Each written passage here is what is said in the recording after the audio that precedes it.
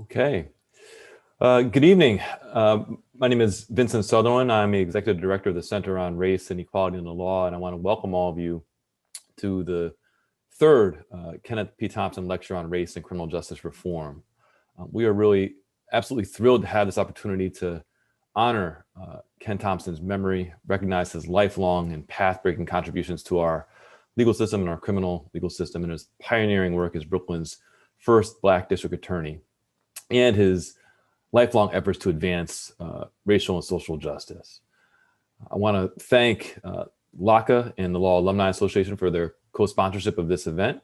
I'll be joined tonight by Courtney Oliva, the Executive Director of the Center on the Administration of Criminal Law, for a conversation with Mr. Curtis Flowers, a man who was wrongfully accused of murder and tried 6 times for a crime that he did not commit by the state of Mississippi. Before we jump into our conversation, which I am thrilled to have and really looking forward to, I want to start by thanking LuShawn Thompson, Ken's wife, who also joins us tonight, for her absolutely tireless work to make this lecture series possible. Thank you, LuShawn, for all that you do. Let me turn the floor over to you to provide us some brief welcoming remarks. Good. Thank you, Vincent. And good evening, everyone. I want to thank everyone for supporting the third annual Kenneth P. Thompson Lecture on Race and Criminal Justice Reform. Who would have thought the world was going to shut down just 5 days after last year's symposium? Under our new normal, I know everyone is zoomed out. I know I am. That's why your participation this evening means that much more to me. And I look forward to the day when we could all be together in person.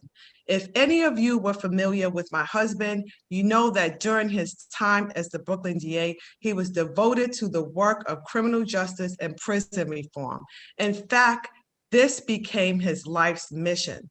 My partnership with NYU School of Law was to establish this symposium and related fund in my husband's honor for 2 reasons. One, he was a proud NYU School of Law alum, and this was a way to continue his work and legacy. And 2, Kenny's life work centered around criminal justice and prison reform, and this symposium allows the continuance of these very important conversations. In a very short time, this symposium has grown tremendously and remains dedicated to finding solutions for the inequities of our criminal justice system. On behalf of my family, we are humbled at this great show of support. I know that Kenny would have been more than proud to have his name and reputation associated with this program. In fact, given our current political, cultural, and racial landscape, it is even more critical that we continue these conversations in order to effect widespread change. People's lives are dependent upon this work. I want to thank NYU School of Law, LACA, Sue Anderson, Curtis Flowers, Vincent Sutherland, and Courtney Oliva for making this happen. Together and united, we can make a difference. All the best. Enjoy the program. But one more thing, please consider making a donation to the Ken Thompson Fund. The link is in the chat. Thank you. Great. Thanks so much, LuShawn, for those incredibly powerful and warm remarks. I really, really appreciate all of your support and all that you do to make this lecture a reality. Before we jump in, just a couple of quick housekeeping matters. Please be sure, for those of you who are seeking CLE credit, to record all of the CLE course codes, which will be announced throughout this evening's event. You'll receive an email tomorrow with an evaluation form and attendance affirmation forms to return those forms at the email address that's listed in that email. If you do have questions throughout the night, please use the Q&A function and type your questions into the Q&A function in the webinar. We'll do our best to ask Mr. Flowers those questions as we move through questions of our own. But with that, let me turn the floor over to Courtney Oliva, who will get us started. Courtney. Great. Thank you, Vincent. And thank you again, LuShawn, for all of your support and for making this possible.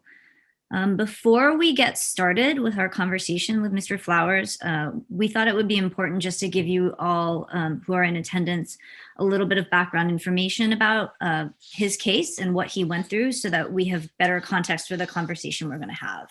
And as I think Vincent mentioned, Curtis Flowers was tried 6 times for murder by the state of Mississippi. He was arrested in January of 1997, and he spent 23 years in prison while the state continued to try to prosecute him. Of the 6 trials, the first 2 verdicts were vacated due to prosecutorial misconduct that was committed during the trial. The 3rd trial verdict was vacated due to Batson violations that were found by the Mississippi Supreme Court. The 4th and 5th trials resulted in mistrials due to hung juries. The 6th trial verdict was vacated twice by the Supreme Court. And to say that racism permeated the trials is, I think, not an understatement. The DA who tried the case, Doug Evans, who we'll hear more about tonight, struck 41 of 42 prospective Black jurors across all trials. He struck Black jurors for allegedly race-neutral reasons while allowing similar white jurors to serve. The Supreme Court found that he engaged in dramatically disparate questioning of Black and white prospective jurors. The first trial, which was vacated, had an all-white jury, while the 2nd and 3rd trials had 1 Black juror. And so I think, to say that there was something going on that was very untoward and clearly racist is, I think, obvious. And just to be clear, in 2020, the DA finally recused himself and handed the case over to the Mississippi Attorney General's office, which eventually in September of 2020 dropped the case and said that they were declining to prosecute Mr. Flowers further. But with that said, in 2019, the DA, Doug Evans, ran unopposed for DA of Mississippi's 5th Judicial District, a position that he's held since 1991. So he is still the DA, and to date, there's been no sort of public accountability, and he has yet to kind of suffer any professional accountability for what has happened. So with that, I'd like to sort of turn this conversation now to speaking with Mr. Flowers. And before we jump in for you to talk about this ordeal and what you went through, why don't we start off by having you tell the audience what you're up to now and what you've been up to since, you were released in 2019, I think first on bond, and then what you've been up to since 2020 when this ordeal for you finally ended. Well, I've been taking one day at a time, doing some fishing. I come home in 2019 and got a chance to meet the love of my life, Marlena, and in 2020 we married in March. But since then, I take it easy, fishing from time to time, and just trying to live each day to the fullest. And can you tell the audience where you are right now? Yes, I'm in Mississippi. Okay. And yes, Mississippi. And, we obviously want to get into this ordeal and what happened to you. But just to give the audience a sense of what life was like for you before this started, and what was going on for you, can you sort of set the scene and tell people, what Winona, Mississippi was like and what life for you in Winona was like before this incident and then this 20-something year ordeal that started? Yes, I'm from a small town called Winona, Mississippi. Grew up in the church, traveling every weekend, singing gospel, hanging out with family, friends, sports, cookouts, and stuff like that. Winona is a very small town. I can't give you the exact population it was at that time, but I do know somewhere around 5,000. Like 45% Black, a lot of racism. But it's a town where if you didn't have a lot of family and friends, there wasn't that much to do in Winona. But I grew up in Winona and graduated high school, got myself a job, working construction, and for a brief period, I worked for Tardy Furniture. But Winona was I always call it the retirement state, retirement city. Yes, but there's not much to say about Winona. You know, it's not something that it's not a place that there's a lot to do. So there's not much to say about it. Mhm, mhm. Yeah. So, Mr. Flowers, it sounds like Winona is kind of in many ways typical small town USA in the South. Yes. And I heard you talk about kind of how there's a lot of racism there, and I'm sure, I imagine you experienced that firsthand growing up there. Yes. I also heard you mention that you worked at Tardy, the furniture store, which is where this crime took place. Yeah. And as I understand it, there were 3 or 4 people who were murdered at this furniture store. And back in 1996, I know that you had worked at this furniture store for just a few days, really. Yes. So I guess what I wanted to ask you about was a couple things. When you learned of these murders that had happened at the store, what was your first thought? What was your reaction? And was this something? I mean, I imagine as a small town, it's probably news that was kind of shocking to everyone in the town. But I just want to get a sense from you of what it felt like hearing about these crimes. It was shocking to hear about it, because Winona sits in a place where, at that time it was in the heart of town, and it's busy down that way. So my first thought was, well, whoever did it, they'll get them, because Winona downtown is what we would call the hot spot of Winona. That's where everything went down. So if something go down, it's hard to walk through town and not be seen by someone. Yes, and when it first went down, I didn't even know about it until the police showed up at my door. Yeah, they said that, but then you used to work at Tardy. I said, yes, I did. Would you mind coming down and talk with us? Maybe you could help us, figure this out, and so I don't have no problem with that. I went down with them, they was telling me that, well, what we talk about today, don't tell anyone. You're not a suspect. We just thought maybe you could help us out because we knew that you worked there for a few days. You maybe have seen something and didn't really know you seen anything. So I said, well, okay, I'll talk with you. Okay. But they was going out and asking other people about me and telling them that I was a suspect. Yes, and I couldn't believe it, and even a good friend of mine who's a white guy, he came to me one day and he said, I know you've been trying to help him out. He said, but don't do it anymore. He said, they're trying to put this murder on you. Wow. I said, me? Yes. So yeah. Oh God. I'm sorry. I didn't mean to stop you. I didn't mean to cut you off. And they came and got me another day and asked me about Doyle Simpson. Said, would you be willing to take the stand and say that Doyle killed these people? I said, I can't say that Doyle committed these crimes. I said, that would be wrong with me, and I don't know. He said, well, he's willing to say you did it. And I said, well, that's why they make attorneys, Two wrongs don't make a right. Yeah. Yes, and to take matters even further, once they arrested me and convicted me, they had another guy come on, what they call the jailhouse snitch. And he said, while Curtis and I was in prison, he told me he killed those people. And everybody knows that in Mississippi, they don't mix death row with normal state inmates. Death row are labeled as a threat to others and themselves, so they keep them locked up to themselves. Yes, and Doug Evans, the DA, took that story and he ran with it to trial. Wow. Yes, and he put this man on trial before me and said, and he had got on stand and said that I told him I killed these people, and there was no research, there was no investigation into that. And I thought it should have been looked into. Wow. Yeah, they do not house death row and state inmates together. Yeah. So, I mean, there's so much that I think is wrong and went wrong in your particular case. And you gave us a lot to think about just in those last couple minutes. I want to back up for 1 second and just get a sense of how you felt um, you know, during the kind of the initial round of police interviews, it sounds like you were perfectly willing to cooperate with them, Yes, perfectly happy to talk with them.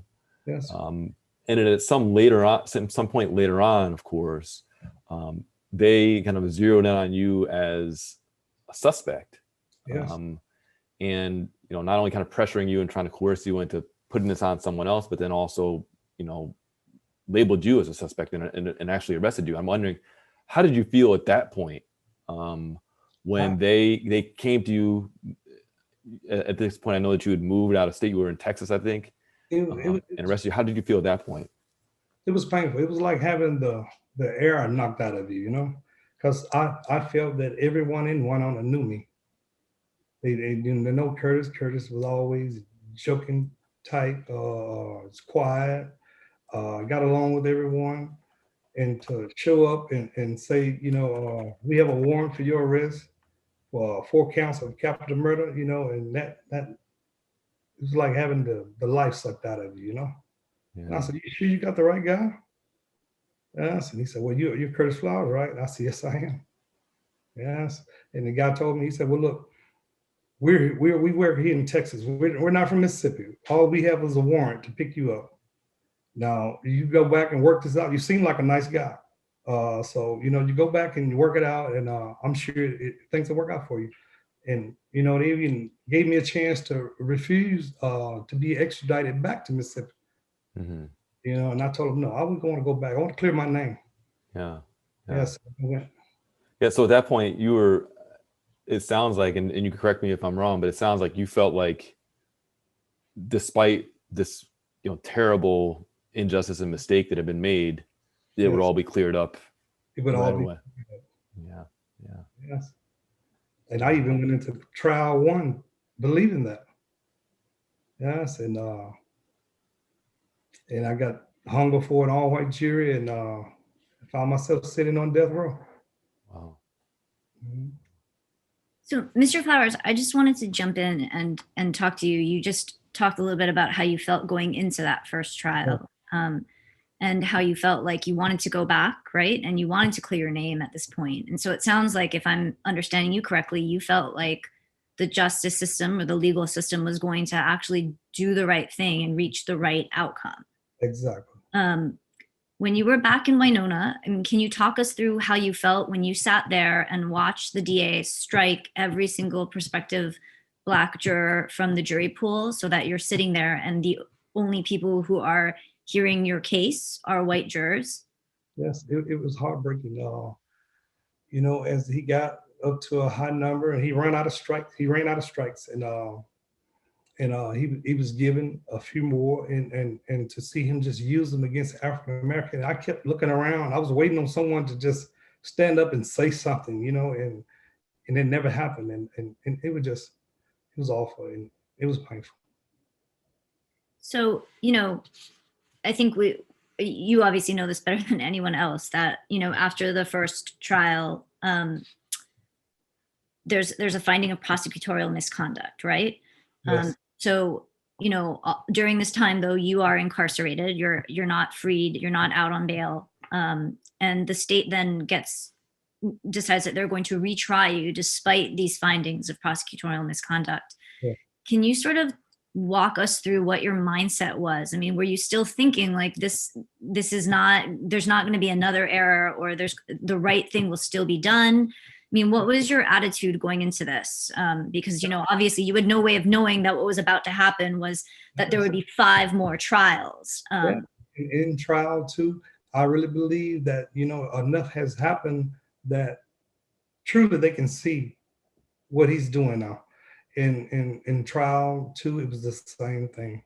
And I believe from what I saw and heard, when he ran out of strikes, he was looking for other way to get rid of African American, And I mean, at some point, he would bring up, well, don't you owe a bill at so and so? He would mention different businesses.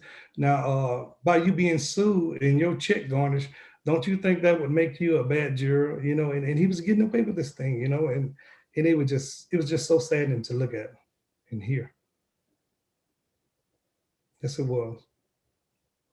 Yeah, and in fact, I think, I know that that was one of the things that the Supreme Court talked about in the Yeah, decision that eventually yeah, vacated your conviction and sent it back, was that the prosecutor um, asked far more questions of prospective Black jurors, a um, lot. with the express purpose of trying to find things that they could use to present as kind of race neutral reasons to get them off the jury and strike them from the jury. Uh, Even though they, of course, were doing that with the express intent of trying to get rid of Black jurors. I can't imagine having to kind of sit through that. And then That was sitting through it over and over and over again at each trial. You know, I guess I'm wondering, kind of, um, was there ever a point where you felt like I'm just going to give up? I can't take this anymore. Um, no, there was never a point where I felt like giving up, but there were points where I knew I would get convicted. There was. mhm, I mean, there were times we went in the courtroom and he picked a jury, and the lawyer looked over at me and asked me, said, "What do you think?" I said, "It's over with before it starts." I yeah, said, "Look over there. Look how they're looking at me right now. You yeah, know, this is the type of jury he wants." Yes, and they already had made their minds up. yeah, It was easy to come in there and sit on the stand and say, "Well, can you base your decision on solely on what you hear from the witness stand, and not and whatever any thoughts that you may have before you came in the courtroom? Can you set that aside and make your ruling on from only what you hear in the witness stand?" Yes, I can. But yet they would look over at me with this mean look, and I said, "No, that's not true. That's not true." yeah, yeah, And even my lawyers got up to argue against it, but no, that yeah. jury conceded. Yeah. Yeah, and then you also described earlier when we were just talking about a witness, Odell Hallman, Yes. who, and this is someone who said basically that you had confessed to him, Yeah. um, That's the him. while you were incarcerated at, at, at, at at Parchman Yeah. prison in Mississippi. And so give you maybe you just tell us a little bit about what that was all about, and who uh, this person was, and Didn't even really know Odell Hallman at that time. uh-huh. Odell Hallman was someone who apparently, from what I heard later, someone who had worked with Doug Evans one before. Every time he got in trouble, he would do something for the DA in the courtroom, and the DA would erase his charges and let him go. And this went on for quite some time.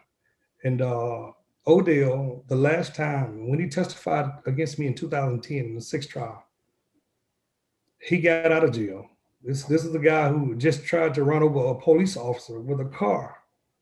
There was no consequences.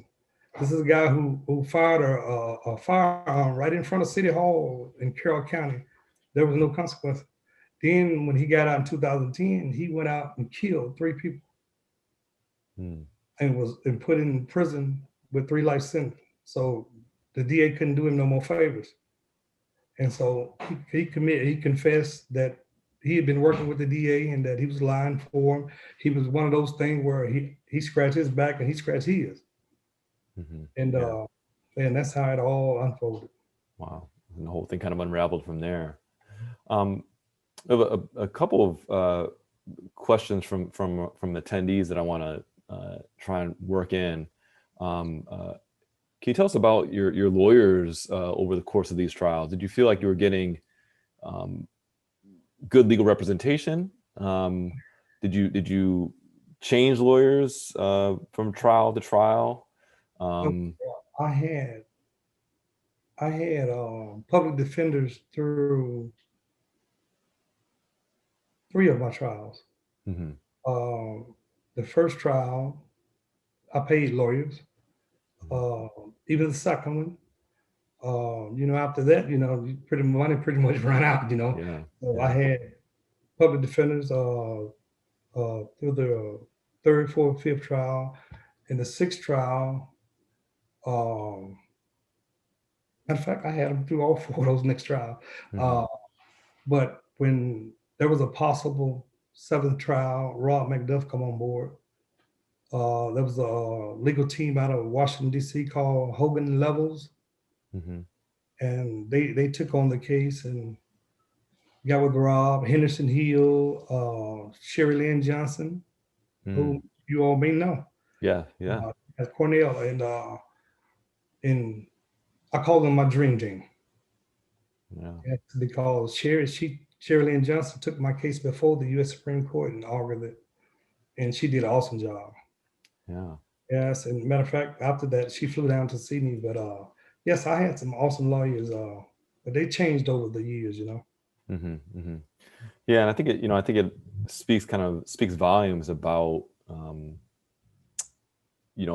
just how incredible legal effort it was, despite kind of how incredible of an injustice all this was, to actually finally free you from this ordeal and from this nightmare. Yes. And I guess another question that kind of comes to mind is, did you ever think that there was a chance that at some point the prosecutor would just give up and stop going after you, stop hunting you, basically, over the years? After the fourth trial, I truly didn't believe he would give up. There were times where we went to hearings and we would file motions, you know, and I always heard him say that, you know, a defendant can be tried as many times as a DA wants to try. Mm-hmm. It wasn't until In the Dark, APM, is it APM? Yeah, APM came along and started to investigate this case and started to uncover all kinds of, you know, things that they were hiding. You know, I don't even think anyone ever heard that some feet away from the crime scene, a young man turned in a .380 handgun that his dog found beside his house. Now, this is just right across the street from Tardy Furniture. He took that gun and took it to the DA's office. And when the lawyers went to ask about any new discoveries and stuff like that, he denied ever even seeing that gun. And a police officer admitted that someone did turn in a .380 handgun that was found near Tardy Furniture. And that gun just disappeared. Wow. And And it was never seen and tested or any of that. yeah. And just to kind of tie together some of what you just described, APM In the Dark is the podcast that had they heard about your case and really started focusing on it and investigated it for about a year or so. And as I understand it, that podcast was downloaded some like 40 or 42 million times, describing kind of all the ins and outs and injustices that were rampant throughout your case, including the fact that there was no physical evidence, no DNA, no fingerprints, nothing tying you to this crime. And even the witnesses who claimed that you had something to do with it, like Odell Hallman, recanted. There was another witness, I think, who said that she had seen you running away from the store. Can you tell us a little bit about what that was all about? And Clinton Fleming, uh-huh. who confessed that she saw me running away from Tardy Furniture, and later confessed that she was forced to say what she said. Mm-hmm. Mm-hmm. Yes. And there was a couple of others, and it was saddening when I first heard it. Well, I read it on transcript, and it was saddening to read this. But at the same time, I felt some type of relief that, it was better now than never. Mm-hmm. And to this day, I see some of these same people when I go into one of them to visit my dad. There was another young lady by the name of Catherine Snow, who claimed that she saw me standing at Doyle Simpson's car at her job, where his weapon supposedly came up missing. I saw her the other day, and she walked up and she asked me, well, the first thing she said was, "I'm so sorry. They forced me to say what I said, and I want to know, can you forgive me? I said, you forgiven. And I went to walk away, and she said, she was crying, and she asked me, could she hug me? I said, sure. I hugged her, and I walked away and went on into Walmart. And my brother grabbed me by the shoulders, and he said, man, that was a good thing you just did. He said, because it was eating it up inside because she lied on you. Yes, and to know that you forgive her, and I think that eased her a lot. I just Courtney, I want you to hop in here and ask some questions. I just can't imagine Yeah. Being in the community in a place where the state literally tried to kill you, Yes. and seeing people. Yeah, I mean, Yes. Well, I always tell everyone, as long as my dad, who is still there, I will come in from time to time to see him. My dad is 79 years old. He can't get around like he used to, and he's all I got. My mom passed while I was locked up, so my dad's all I got. So I try to spend time with him as much as I can. Yeah. Mr. Flowers, I want to ask you some questions, about the state and specifically the DA, Doug Evans. You mentioned a lot of things that you said you learned later that the state hadn't provided to you or your defense attorney. Yes. Like, for instance, you mentioned the fact that Odell Hallman testified against you and said that you had confessed to him, right? This is a common jailhouse informant testimony that is unreliable at minimum, and lying at most, right, is common in a lot of wrongful convictions. It sounds like in your case, it was easily provable that you couldn't have confessed to him because, as you said, you were a county inmate and he was a state inmate. And because you were specifically on death row, you were not allowed to mix with other inmates. Not even death row. And it sounds like this was just not something that was ever given over or came up at your trial. Is that right? Is that fair to say? Never came up. Okay. So, I mean, at minimum, then it sounds like, just so the audience understands, right, Odell Hallman's testimony in the 6th trial was either knowingly or should have been known by the DA to have been false when he relied on Odell to testify against you. Right. And then you mentioned later, the podcast, right? In the Dark conducted its own independent investigation that frankly should have been conducted way back in 1996 or 1997. Yes. And they found things that, again, weren't shared with you. Can you talk a little bit about, I know your attorney started to talk about this in some of the other presentations that, like at Duke Law School, they talked about this, but, what do you make of the DA? I mean, can you, when you've had time to sit and live with this ordeal now, right? And it's over, thankfully. But what do you think was going through his mind? I mean, they denied the existence of the gun, like you said. They basically didn't conduct an investigation. And, he had been rebuked twice by the Supreme Court by this point, and once by the Mississippi Supreme Court. Can you talk a little bit about, like, what is it that you want to see happen to him professionally? And what is it that you think he was What do you think he was doing? I mean, there was no evidence connecting you to this. Well, I can tell you this here. District Attorney Doug Evans is a racist. There were some things that was dug up about him, being part of a KKK.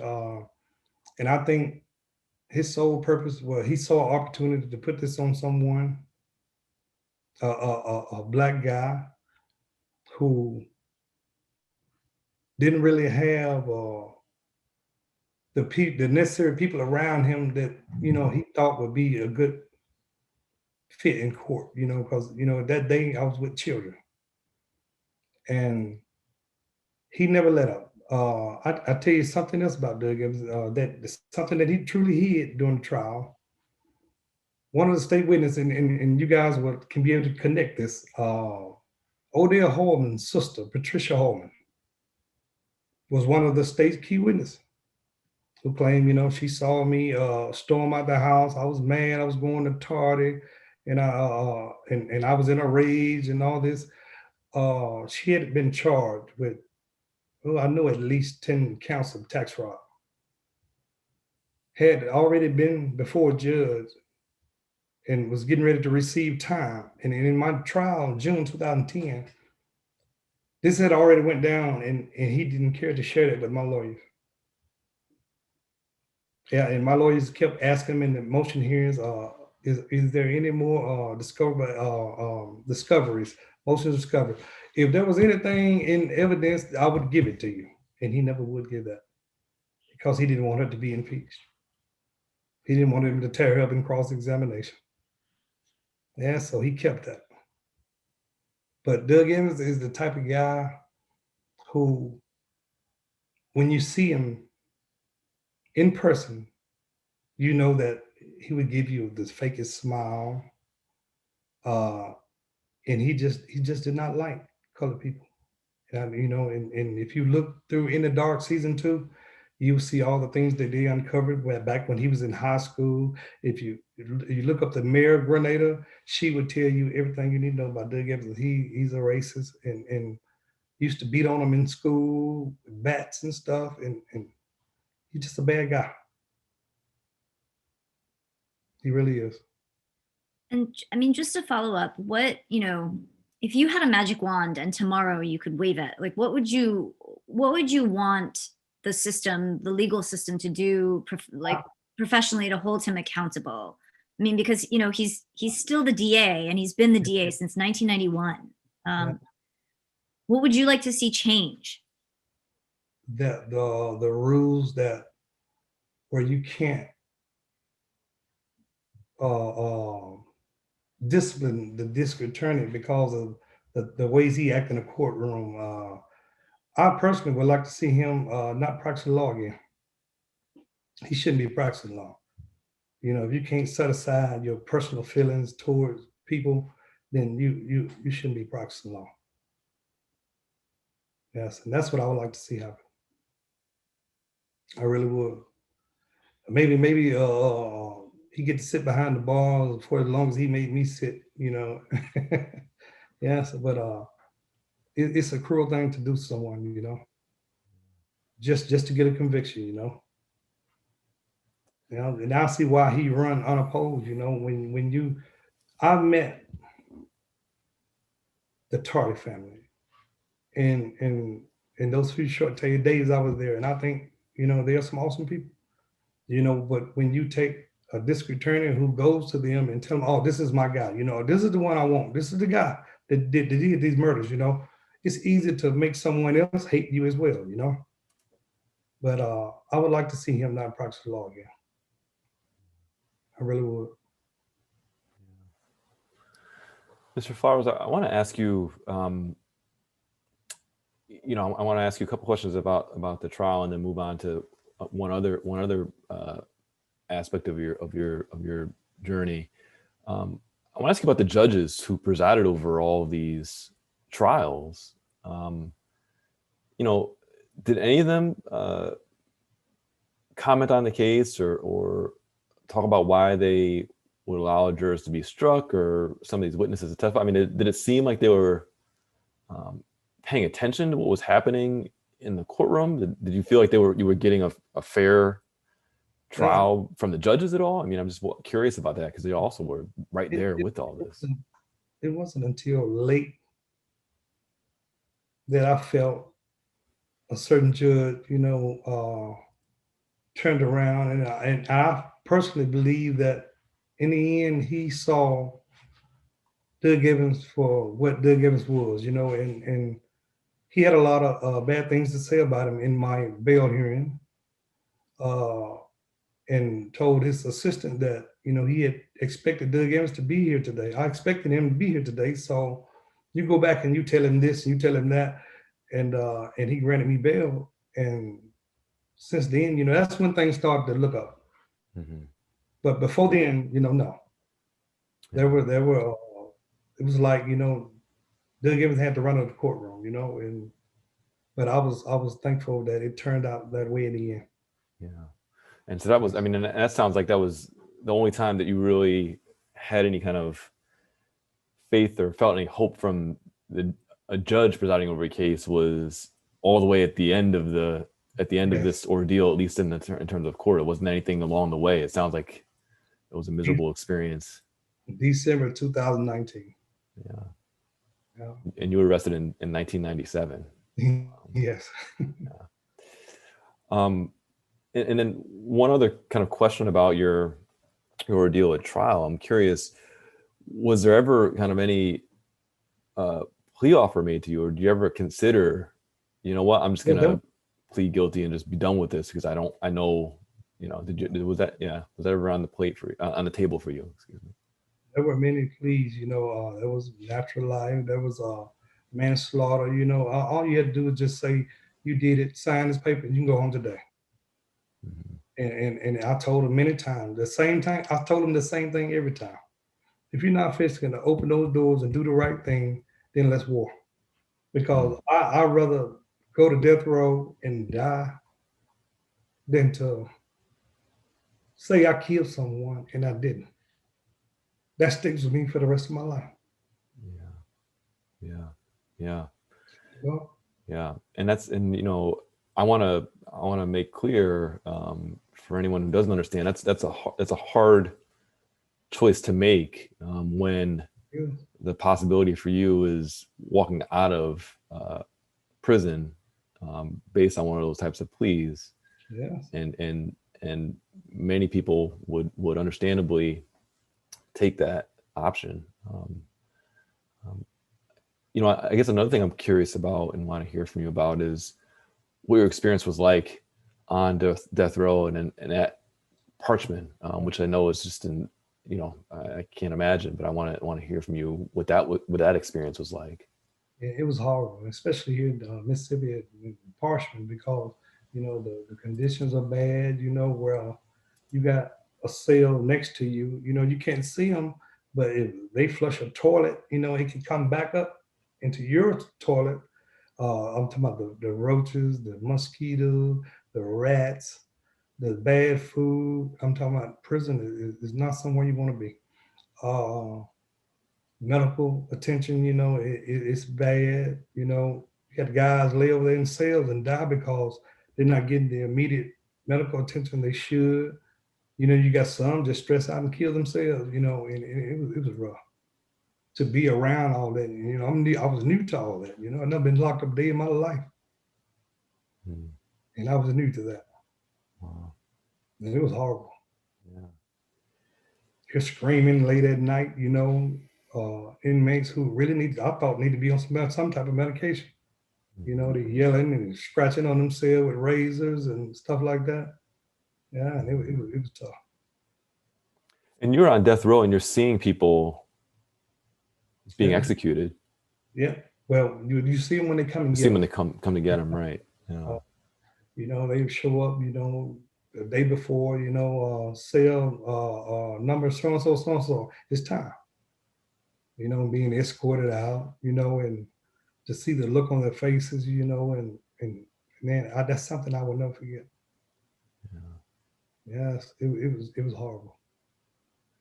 And so, you know, one kind of question from our audience, we've been kind of peppering them in throughout, but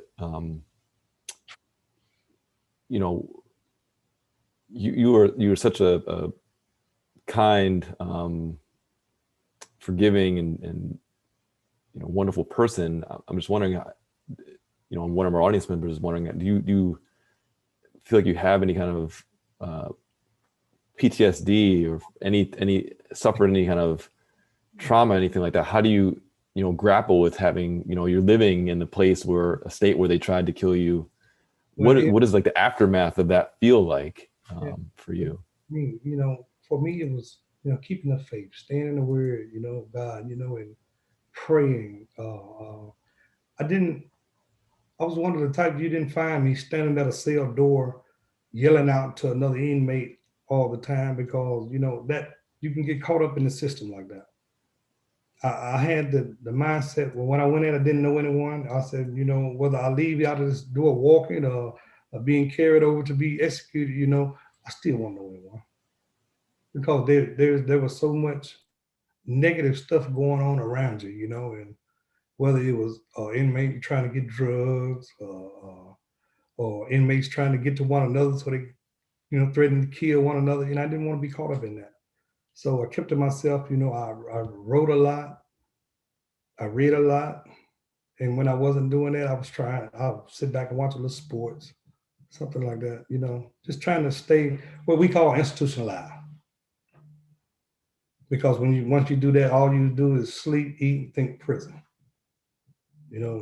My mind was outside those walls all the time. Looking at pictures, and I always told people when I was in prison, they used to send me pictures, and I tell them pictures take me away. Because sometimes I can stare at a picture long enough and I see myself in that setting, but prison is somewhere you do not want to get and get your mind ruined for thinking the way others think. There were times I come out for visitation and I have to walk by other inmates. Say, man, you sit down in that cell, man, it'd be months before you say anything to anyone. I said, well, it's not that. When I come by this cell, I speak to you, I acknowledge you. But we on two different wavelengths. I'm headed this way, you headed that way. I can't make you follow me, and I damn sure ain't gonna let you drag me down through there where you headed, And that's not somewhere I wanted to be. Yes, and that's how I kept myself sane and by not becoming part of the problem, Mm-hmm. Mm-hmm. Yeah. Yeah. I mean, I think I speak for the audience when I say that I can't imagine what that must have been like and how you were able to sort of over this 20-something year period keep such faith.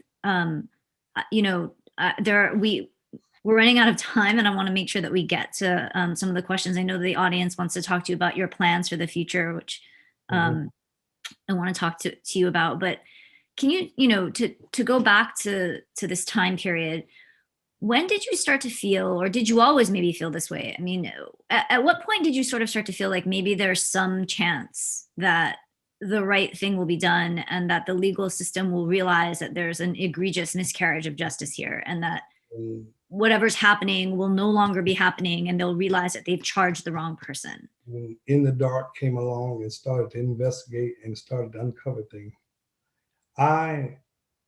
something I wanted to say earlier, I was locked up for 23 years, and I never received a written violation report. I got along with officers, medical staff, and I just kept myself clear of wrongdoing. And I've always been that way. And, my mom and dad always raised us that way. You treat people the way you want to be treated. Nobody wants to be mistreated. And so I always carried myself that way. Yes. So, Mr. Flowers, I just have to announce the CLE code for our attendees. It's Thompson 2021. Again, THOMPSON 2021. Thompson 2021. So just that's the CLE code. Courtney, I don't know if you're about to ask the question or. No, I mean, I know that we are running out of time, and there are a bunch of questions here that sort of ask you, what your plans are for the future. I sort of was hoping I could ask two questions. One is, having gone through this awful ordeal, what, has that affected or impacted your views of the criminal legal system in any way? And then I want to make sure that we have time to ask this question, which is, now that you're finally free from this, what are your plans for the future, and what do you intend to do, moving forward? Well, I wouldn't say it impacted how I feel about the justice system. To me, it's certain people in it. You can't. I don't think you can call a whole batch of apples bad because of a few. But as far as my future, I'm taking it one day at a time, and I'm getting ready to start something that, if you all don't mind, I will let Marlena explain this. Of course. Sure. It's my wife. Right. Hi. Hello, everyone. Hi. Hi, Marlena. Yeah, well, again, his future, of course, bright, and with me assisting him, he's getting ready to establish the Curtis Flowers Foundation. His goal for that foundation is to assist law students who are pursuing the legal or law, college students, I'm sorry, undergraduates who are pursuing the legal field, law field, and to assist those students with scholarships. He's also looking to offer investigators. I know that was something that he lacked a lot during his case, and not having that someone on his side to do that investigation until In the Dark came in. So he's going to offer those funds to investigators for inmates who are also in his currently in his situation that he went through. Great. Great. That's fantastic. Mr. Flowers, we have a few minutes left, and I know we have a few questions from the audience. So let's see if we can answer or see if we can get a couple of them to you before we have to hop off. I guess one question that comes up is given the recent deaths of George Floyd, Daunte Wright, and many others, do you have any faith that the American legal justice system can fairly adjudicate the rights of Black and Brown people? That was one question we have from the audience. I pray that they do. I really do. Mm-hmm. I sit here and see things on TV. Sometimes I have to get up and walk away. But I pray that they do, and I would like to believe that they will. Yes, I really would. Another question we had was whether or not you had any views about the death penalty before your encounter with the justice system, and if those views changed at all after your encounter with after your ordeal with the justice system. I've always had views about the death penalty. I always thought the death penalty should be demolished, and it was just the way my upbringing, I don't think any man should determine whether another man or woman live or die, I think, that's higher than us, Mm-hmm. I mean, there are some people, who should be locked up, but I don't think, we have that right to judge whether they die or not, Mm-hmm. Mm-hmm. Yeah. Another question that's come up: any books that made that you read during your time through this journey that made a big impression on you, or that really you kind of clung to through your ordeal? I mentioned in the question the Bible ? Which I'm assuming that was one of them, but I'm wondering if there was any others that came to mind for you. I mean, there are a few books that I read, but most of the Bible. Mm-hmm. Mm-hmm. Yeah, Yeah. I used to always make this joke with an officer. He said, every time I come through here, you got a Bible. You don't want no magazine or anything. I always told him that there are a lot of books that inform, but only the Bible transform. Mm-hmm. Yes, and we always laughed about that, but I was just into the Bible a lot. Yeah. Another question that's come up, or I'll repeat the CLE code. It's Thompson 2021. In terms of any civil litigation against the state of Mississippi or any civil settlement, have you ever been compensated for this incredibly tragic and harrowing journey through the criminal system and what they did to you? Yes, I have. I have been rewarded $500,000. I don't think it's enough, but No. but they have signed off on that. Yeah. I think everybody would agree that it doesn't feel like there's any amount of money that would be enough, quite honestly, for all that you went through. Courtney, I don't know if you wanted to hop in. I feel like I don't want to. I could talk to Mr. Flowers all night, I think. I know. Yeah, I guess on that note, when you said that you don't think that there's any amount of money, I think you mentioned to the audience that in 2019 you were finally released, right, at that hearing where Doug Evans wouldn't show up, Yes. and the judge, openly questioned why he wasn't in the courtroom. But can you talk a little bit about, what is it that you would have wanted the state? I mean, money aside, you went into prison in 1997 and you came out in 2019, and that's a lot of time and a lot of changes. Is there anything you think the state should be doing, or, what is it that you would have wanted them to help you with aside from the money to sort of help you transition out of prison? And I realized it was not you being released, it was you on bond until they decided what to do with the charges. But, now that you are released and it's been a year and a half roughly, is there anything you wish that they would have done for you to help you adjust? Yes.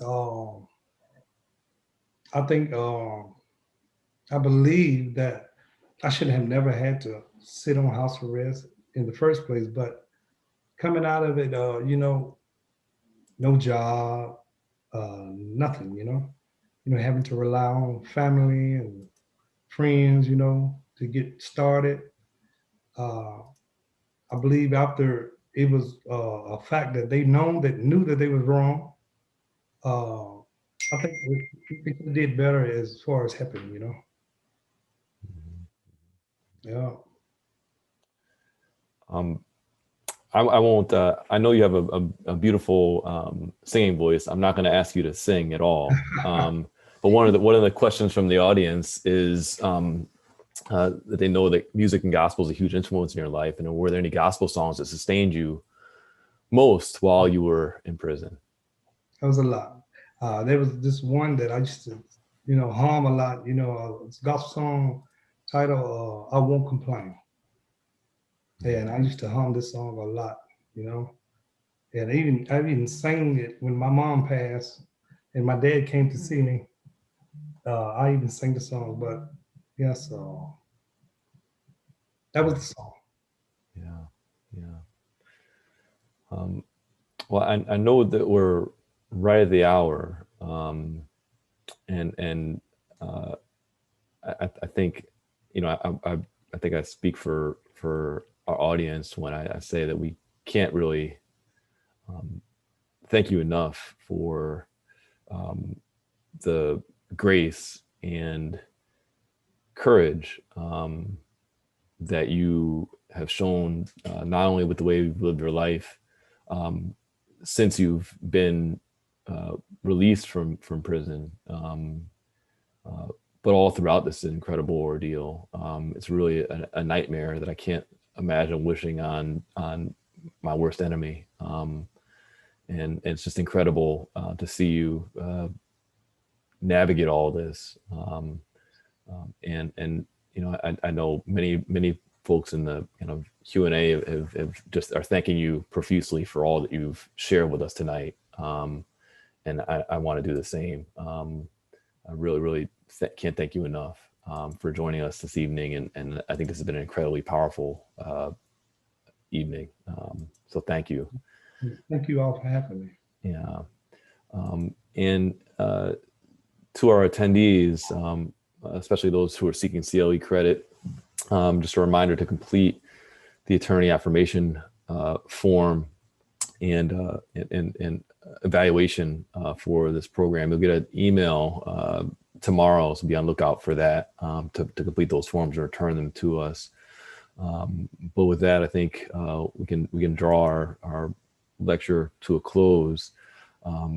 Thank you so much, Mr. Flowers. Thank you so much, Mrs. Flowers. Really appreciate all of your time and all that you are doing and will do. Please go support to our audience, not only support this lecture, which I hope you'll do, as LaShawn asked, but also support Mr. Flowers' foundation as well. I can't tell you how important that work is. and it's directly in line with the legacy that Ken Thompson leaves for all of us to admire and to follow. So thanks so much, and be well, and thank you again. Thank you Flowers. both. Thank you. Have a good night, everyone. Be well and be safe. Good night, everyone.